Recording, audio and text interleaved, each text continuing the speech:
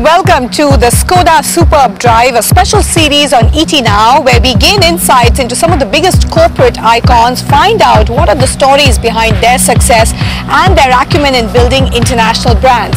As we take a ride with them in this beautiful Skoda Superb right here next to me. Our guest on the show today is indeed a very special one who's got a huge legacy with him. So join me as we join him on yet another journey.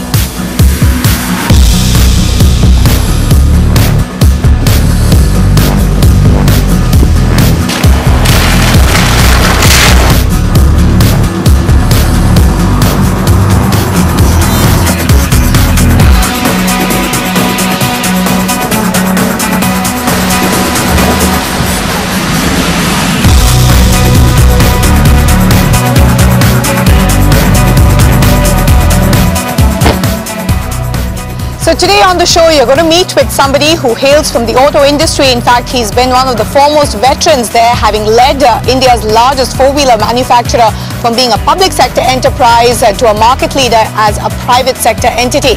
That's right, I'm talking about none other than Jagdish Khattar, the former CMD of Maruti Suzuki and currently in his first entrepreneurial venture as CMD of Carnation. So follow me and let's meet up with him.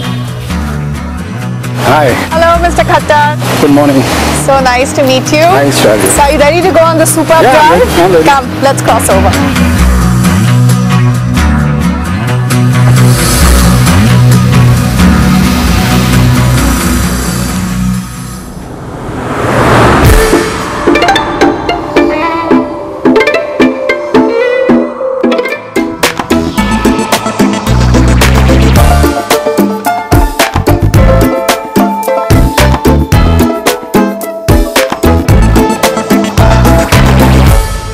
Let's talk a little bit more to Jagdish Khattar and find out how life is treating him these days, how business is these days. Mr. Khattar, good morning. You're looking nice, bright and all ready to face up to the challenges, and there's some big ones facing you right now. What's your mood like? What's your frame of mind like as we start off this journey? No, I think it's the same every day. I mean, it's the fact is that we started this business, which you mentioned just now.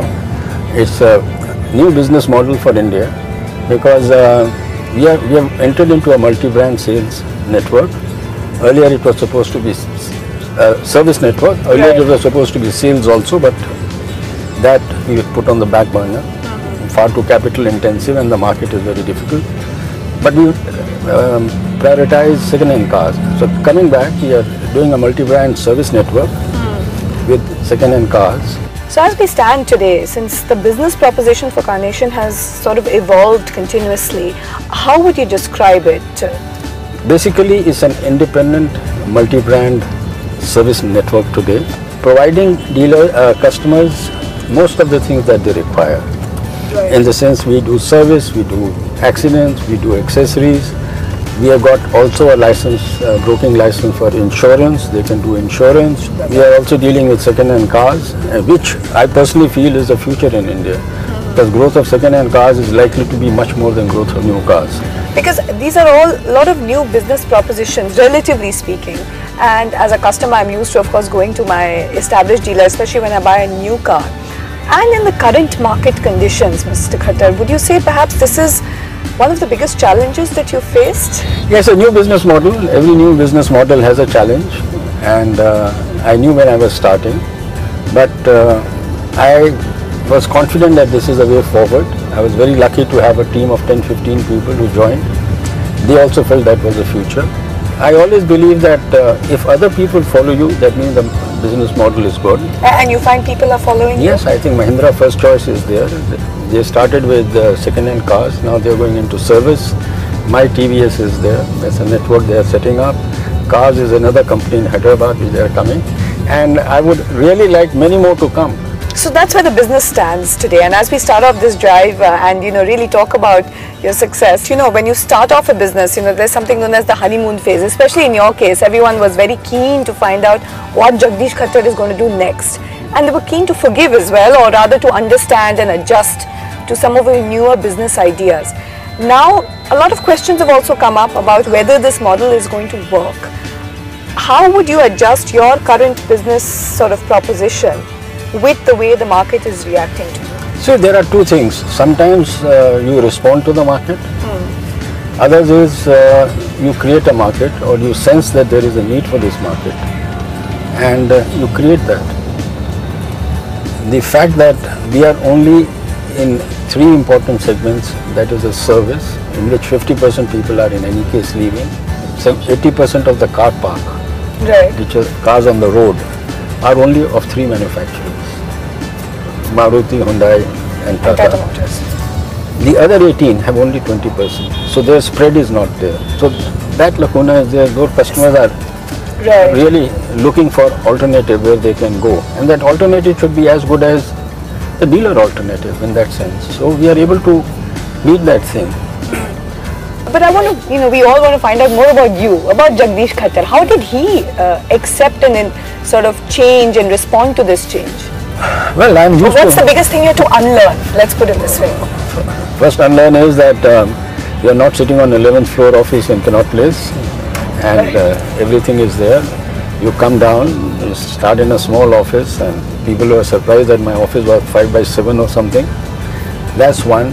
And second is really understanding how the thing works on the ground, and how do you even change the mindset of your own people leaving aside others, that this is a very different thing. So as you stand and as we start off this journey, what's your mood like? Are you optimistic, cautiously optimistic? It's been a tough haul from 2008 onwards for this market. No, I'm absolutely convinced about the business model that is accepted by everyone. No more changes?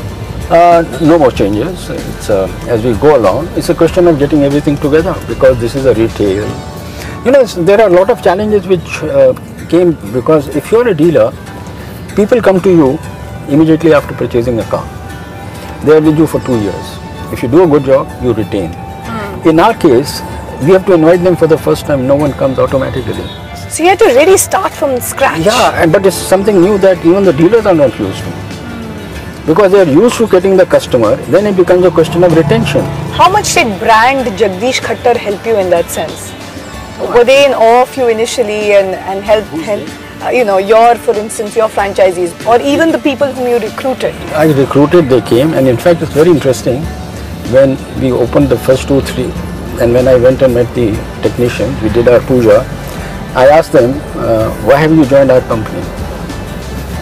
And technician said 2 very interesting things. He says, number 1, we are coming from an individually owned outlet to a corporate. We will have chances of growth, because if you're working in a dealership, how much of growth can there be? But if you are in a chain, the growth is possible. And second, interestingly, they said, we are all used to doing one model, and here we will learn to deal with many models. So our skills will improve, our value will go up. I was very happy that they joined, but believe me, after a year, their value goes up so much that all luxury car chaps are taking them now. Okay, that's great. That's proof of the pudding, so to speak. That the model. It creates problems for us in the sense we keep on training. So what I'm saying is, when you say what are the challenges, here you train them, they become multi-brand experts, and then now so many new manufacturers have come and they are expanding. They're looking for trained people. And you are an easy picking ground. Just one question maybe I should have asked you at the beginning. Why Carnation? What is the name Carnation? It reminds me of the flower. It is a flower. Interestingly, it's when I announced in October 07 that I'll be leaving in December. Right. I got a call from Piyush Pandey on my mobile. He says, you're becoming an entrepreneur. I'm going to be your partner in advertising and marketing on his own. I said, look, I have no money. I'm going to start with nothing I have. He said, no. So, believe me, within 15 days of my leaving Maruti, he came to Bombay, had a brainstorming session, and first he insisted that whatever brand you take, your name has to be associated. You see, even Carnation is a Jagdish Khattar initiative. Right. And then we went through this iteration of getting a name. And you had all sorts of names. So in America you have AutoNation, all others. So I think that the young people Carnation, Carnation is a flower, but it also means carnation. Oh, right, okay. So Jagdish, this is the first part of our journey where we've spoken about how Carnation is blooming along. Thanks for walking us through that. But we've still got more questions for you, especially about how it all started from your days as a bureaucrat to Maruti to, of course, now where you stand. That's going to be our next part of the Skoda Superb Drive, right here with Jagdish Khattar, only on ET Now. Stay tuned for more insights. Jagdish Khattar, the man, the CEO, has had a journey which began much before this. This is just his latest venture. And let's talk a little bit now. Let's rewind into the past, so to speak. And rewind, most people would start with Maruti, but I'd like to go back much further and actually talk about how you almost ventured into Bollywood. Is that correct? Was that a career option for you? Yeah, I think it was aberration. I was studying in Delhi Public and we were studying in 10th. So I went to school as usual and we had a principal titler, JD Titler. He came to classes, he picked 8-10 of us. We didn't know what it was. We went to Maiden's Hotel and there was an American. He was coming to India to make a movie on Gandhi's principles of non-violence, truth, etc. So what was the part that you were offered? That movie then was called Son of India and I was a son. Do you remember a line, a dialogue? Should I say action? No, I spent a year there, but my principal persuaded my father, who was reluctant. But he said, I won't lose my promotion. A teacher was sent along with me, so I worked and came back to school. Of course, I got offers from other movies, but my father said back to school. So you almost took a turn into Bollywood and then took a turn into a law career. You were almost going to become a lawyer. My father was keen that I should become either a lawyer or a journalist. And once having established oneself, join politics. Because that is what they were doing in Pakistan, my grandfather and all. So as a good son, I did my graduation from college and joined law. Now, you know, you finish your examinations in March, April, the results comes in June, July.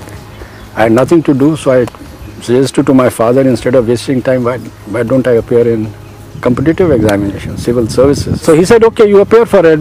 But anyway, I appeared for the examination, which was in September, October, and I qualified. So the law didn't, but it helped me in the examination because law were my papers in the examination. So I joined IAS. Almost what, 2 decades in the IAS? Nearly 3. 3 decades, nearly 3 decades. And when you entered Maruti, was it what happened? Was it along expected lines? Did you immediately try to go about changing the culture? What was your internal mandate? You know, when I joined, that is when the liberalization started. Licensing was opening. But Maruti, frankly speaking, was so dominant that among the dealerships and among the staff, they never thought anything will happen to them. So in my first meeting of the dealers conference, I requested Habib Rahman, who was ITC MD of hotels, to give a talk on customer satisfaction. And in that talk, all dealers were joining. My officers were also saying, what the hell was I doing? So after the meeting, I was told, the dealer said that what a person has come here. We should be producing more cars because there's a waiting list and there is premium in that. So the notion of customer service was not at all there. Not there. And what was it like in the second half when, you know, it went public and when the Japanese, when Suzuki sort of took charge? What was the cultural shift like for you there?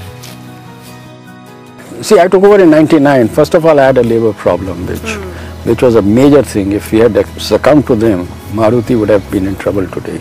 And then we started preparing for the competition. Of course, there was a problem between government and Suzuki that got over. Then we had to work very hard.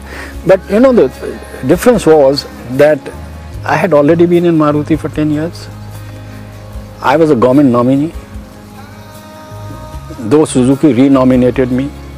So in a way, I was only a carryover of the previous. How do you look back on the days with Maruti? Because the end, it seemed, or when you chose to leave, seemed a bit fractious. That No, not at all. I mean, it's, my contract was coming to an end, and I started thinking earlier that even if I get an extension, it will be over a year or two.